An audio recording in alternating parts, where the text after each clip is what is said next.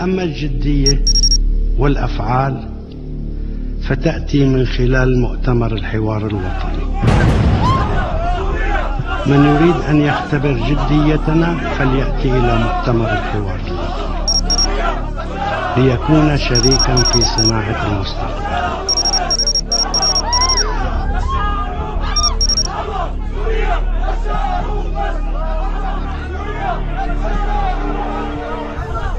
من يريد أن يختبر جديتنا فليأتي إلى مؤتمر الحوار. هذا أحلالكم معهم سلاح. ليش عم يضربون بالعصاية على راسهم؟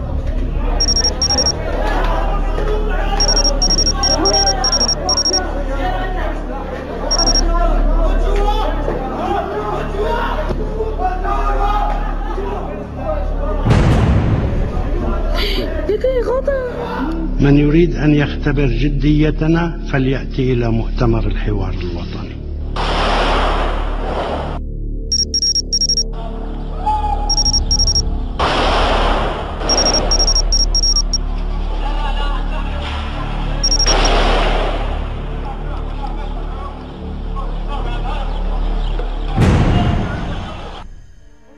بنفس الموضوع العنوان العريض للمرحلة الحالية هو الحوار. شهدت دمشق الأسبوع خلال هذا الأسبوع لقاءات تشاورية بين قوى المعارضة وكان هنالك بيان بهذا الشأن. أيضا حلب شهدت وسنشهد في عدة محافظات سورية وهنالك يعني جلسة حوارية مزمع عقدها في 10 من تموز يعني قد تقر. هل هذا الحراك وما نتج عنه حتى الآن يؤسس فعلا لمرحلة سياسية جديدة في سوريا؟ بنناشد السيد الرئيس بدخل الجيش وبضرب بإيد من حديد الخونة والعملاء الأمريكان والإسرائيلية بسوريا، وبطلب منه بترجاه يضرب من إيد من حديد، لأنه ما بيصير شوية حوسالة بهالمجتمع. عطلونا وعطلوا البلد كله وعطلوا سوريا. هدول ما سوريين وما لنا ما بنتشرف فيهم نحن، فهدول بدهم ضرب من حديد. إنه يأمر بضرب بإيد من حديد. الشعب السوري كله عم يطالبه إنه بيد من حديد. من يريد أن يختبر جديتنا فليأتي إلى مؤتمر الحوار الوطني. نطلب من سيادة الرئيس، من ناشده، منترجاه، منبوس ايديك يا سيادة الرئيس، خلي الجيش يضرب هالزعران بقى، بدنا نقول على التلفزيون زعران، خونة، متآمرين، نترجاك منبوس ايدك يا سيادة الرئيس اضرب هالخونة. كل متظاهر بيطلع نهار جمعة ولا نهار سبت ولا نهار أحد ولا أي يوم هذا خاين وليس مندس. أي متظاهر هو خاين والخاين يقتل، ونحن نقتل أي خائن. ممنوع مظاهرات، ما في مطالب محققة. من يريد أن يختبر جديتنا فليأتي إلى مؤتمر الحوار الوطني. هؤلاء الخونة والمرتدون والمرجفون في الأرض، وهؤلاء قتلهم فرض وواجب، وقتالهم هو أولى من قتال العدو الإسرائيلي. ويجب علينا من أجل أن ننتصر على عدو خارجي أن نسحق هؤلاء. لا نطالب لا بعفو ولا بغير ذلك. نعم، مع هؤلاء لا تنفع إلا العصا ولا تنفع إلا سياسة العصا الغليظة. يجب أن يسحقوا ويجب أن تطهر الأرض السورية منهم ومن كل أثر لهم. من يريد أن يختبر جديتنا فليأتي إلى مؤتمر الحوار الوطني.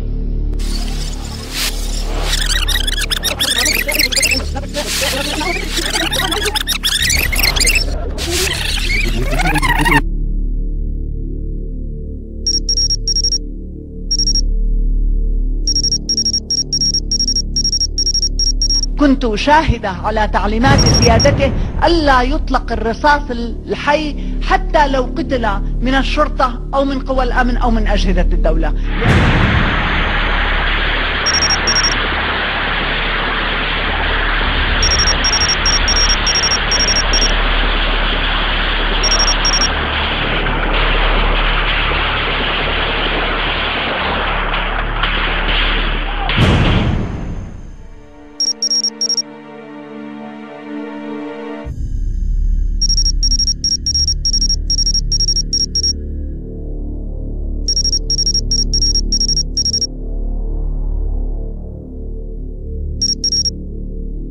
وكان هناك تعليمات واضحة لمنع جرح أي مواطن سوري.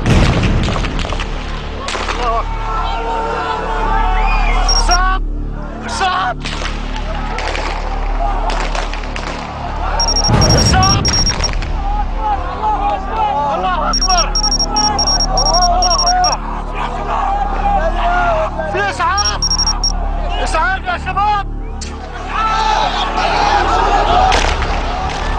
اسعاف! اسعاف! ليش مظاهرة سلمية؟ سلمية! سلمية! سلمية! الله! سلمية! سلمية!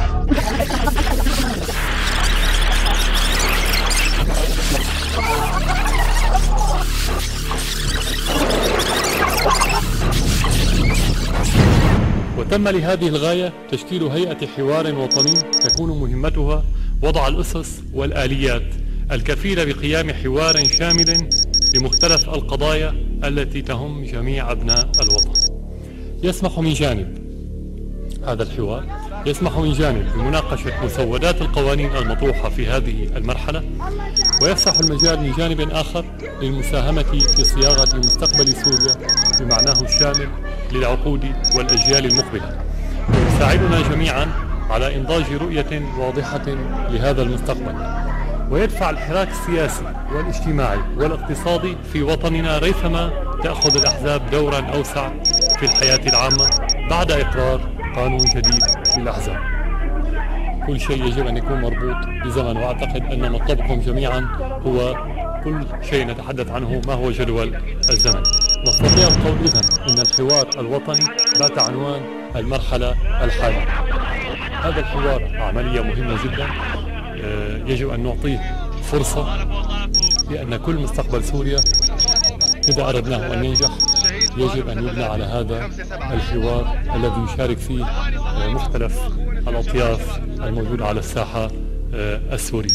لا نستطيع أن نتوقع دائما رؤية تظهر من الدولة أو من الحكومة. بضعة عشرات من الأشخاص لا يمكن أن يخططوا لعشرات الملايين من الأشخاص. هنا تكمن أهمية هذا الحوار.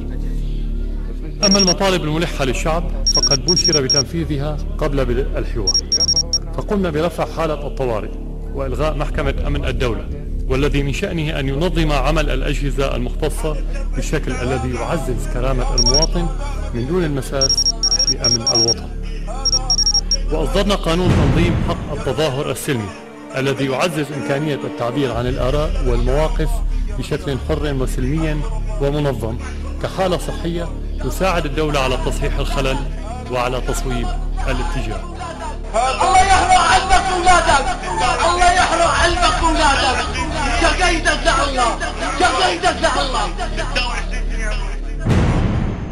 من يريد أن يختبر جديتنا فليأتي إلى مؤتمر الحوار الوطني. دمشق القابون 16/7 تشييع شهداء أسرى الحرية، 14 شهيد بالقابون.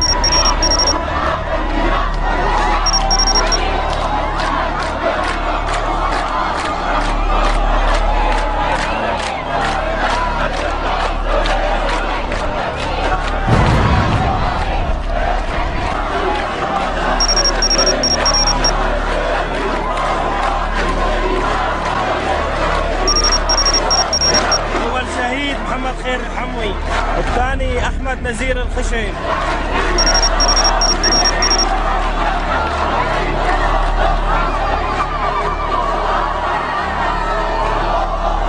هذا الشهيد عبد المنعم الحمصي.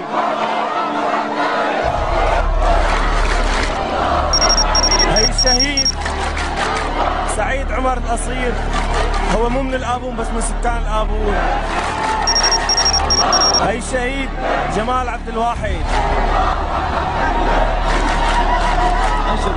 عمره 22 سنة. وهي الشهيد محمد الشربجي كمان عمره 22 سنة.